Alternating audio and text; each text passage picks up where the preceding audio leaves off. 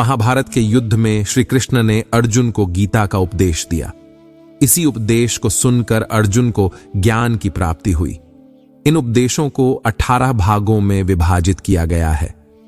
यहां संक्षेप में जानें कि प्रत्येक अध्याय में क्या लिखा है। गीता का उपदेश भगवान कृष्णा ने मात्र अर्जुन के लिए नहीं दिया था, बल्कि ये समस्त जगत के लिए था। अगर कोई व्यक्ति गीता में दिए गए उपदेश को अपने जीवन में अपनाता है तो वह कभी किसी से हार नहीं सकता और ना ही परेशान रह सकता है। गीता के 18 अध्याय में क्या संदेश है, यहां संक्षिप्त में बता रहे हैं। पहला अध्याय। अर्जुन ने युद्ध भूमि में भगवान श्री कृष्ण से कहा कि युद्ध में मैं इन सभी को मारना नहीं चाहता हूं। भले ही यह सभी मुझे ही मार डालें, लेकिन अपने ही कुटुंबियों को मारकर हम कैसे सुखी हो सकते हैं। बुद्धिमान होकर भी हम पाप करने को तैयार हो गए हैं। अर्जुन युद्ध भूमि में धनुष को त्याग कर रथ पर बैठ गए। तब भगवान श्री कृष्णा ने अर्जुन की स्थिति को भांप लिया। भगवान कृष्णा समझ गए कि अर्जुन का शरीर ठीक है, लेकिन युद्ध आरंभ होने से पहले ही उसका मनोबल टूट चुका है। दूसरा अध्याय। दूसरे अध्याय में भगवान श्री कृष्णा ने बताया कि जीना और मरना, जन्म लेना और बांटना, सुख और दुख का अनुभव, ये तो संसार में होते ही हैं। समय की गति इन सब स्थितियों को लाती है। जीवन में लोग मिलते और छूटते रहे हैं। इस बात को समझ जाओ, फिर शोक नहीं होगा। तीसरा अध्याय। तीसरे अध्याय में भगवान श्री कृष्ण ने बताया कि मैं नारायण का रूप हूं, फिर भी मैं कर्म करता हूं और संसार मेरे रास्ते पर चलता है। हमें कर्म करते रहना चाहिए। जो व्यक्ति कर्म से बचना चाहता है वह ऊपर से तो कर्म छोड़ देता है, पर मन ही मन उसमें डूबा रहता है। चौथा अध्याय। चौथे अध्याय में बताया गया है कि जब जब धर्म की हानि होती है तब तब मनुष्यों के बीच भगवान का अवतार होता है। अधर्म हमेशा कायम नहीं रह सकता। पांचवा अध्याय। पांचवें अध्याय में भगवान श्री कृष्णा ने कर्म की शुद्धता के बारे में बताया है। हमें अपने सभी कर्म भगवान को समर्पित कर देने चाहिए और फल की चिंता नहीं करनी चाहिए। छठा अध्याय। भगवान श्री कृष्ण ने छठे अध्याय में कहा कि जो मनुष्य मन को वश में कर लेता है उसका मन ही उसका सबसे अच्छा मित्र बन जाता है, लेकिन जो मनुष्य मन को वश में नहीं कर पाता है उसके लिए वह मन ही उसका सबसे बड़ा शत्रु बन जाता है। जिसने अपने मन को वश में कर लिया उसको परमात्मा की प्राप्ति होती है। सातवां अध्याय। इस अध्याय में बताया गया है कि भगवान के अनेक रूप हैं, लेकिन सब नारायण ही हैं। यहां विष्णु भगवान के अनेक रूपों का उल्लेख किया गया है। भगवान कहते हैं उसी व्यक्ति को ज्ञान प्राप्त होना है जो नारायण को पहचान लेता है। आठवां अध्याय।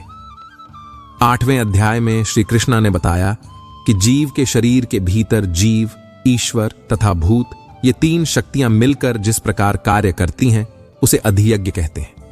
हर जीव में तीन शक्तियां होती हैं। नौवां अध्याय।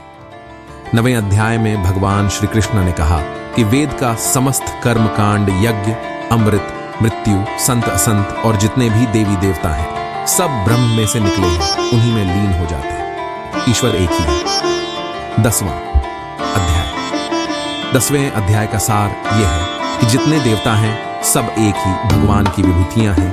मनुष्य के समस्त गुण और अवगुण भगवान की शक्ति के ही रूप हैं। 11वां अध्याय। अर्जुन ने भगवान का विराट रूप देखा, विष्णु का जो चतुर्भुज रूप। जब अर्जुन ने भगवान का विराट रूप देखा तो उसके मस्तक का विस्फोटन होने लगा। दिसो न जाने ना लभे च शर्म, यही घबराहट के वाक्य उनके मुख से निकले। 12वां अध्याय।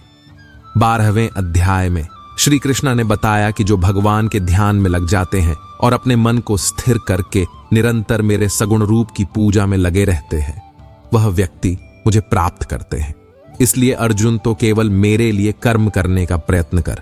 इस प्रकार तू मेरे लिए कर्मों को करता हुआ परम सिद्धि को प्राप्त करेगा। 13वां अध्याय। भगवान कृष्णा ने कहा कि केवल मुझे पाने के लिए मेरी भक्ति करना, बिना परेशान हुए मेरी भक्ति में विश्वास बनाए रखने का भाव, शुद्ध एकांत स्थान में रहने का भाव और परमात्मा से मिलने का भाव, यह सब ज्ञान है। जो मुझे और मेरी भक्ति को नहीं जानते वह अज्ञान है। 14वां अध्याय।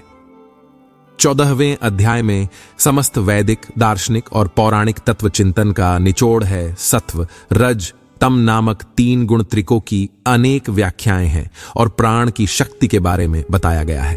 15वां अध्याय। 15वें अध्याय में भगवान श्री कृष्णा ने विश्व के अश्वत्थ रूप का वर्णन किया है। यह अश्वत्थ रूपी संसार महान विस्तार वाला है। धरती ही बल्कि पूरे ब्रह्मांड के कण कण में ईश्वर है। 16वां अध्याय। 16वें अध्याय में भगवान कृष्णा ने कहा कि अनेक प्रकार की चिंताओं से भ्रमित होकर विषय भोगों में आसक्त आसुरी स्वभाव वाले मनुष्य नरक में जाते हैं। आसुरी स्वभाव वाले व्यक्ति स्वयं को ही श्रेष्ठ मानते हैं और वे बहुत ही घमंडी होते हैं। आसुरी स्वभाव वाले ईर्ष्यालु, क्रूरकर्मी और मनुष्यों में अधम होते हैं। ऐसे अधम मनुष्यों को मैं संसार रूपी सागर में निरंतर आसुरी योनियों में ही गिराता रहता हूं और दंड देता। 17वां अध्याय। 17वें अध्याय में भगवान श्री कृष्ण ने बताया कि परमात्मा की प्रसन्नता लिए जो भी कर्म किया जाता है वह निश्चित रूप से सत ही कहा जाता है।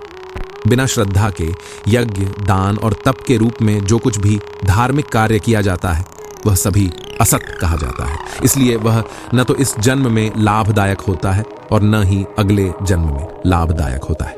दिखावे की भक्ति का कोई लाभ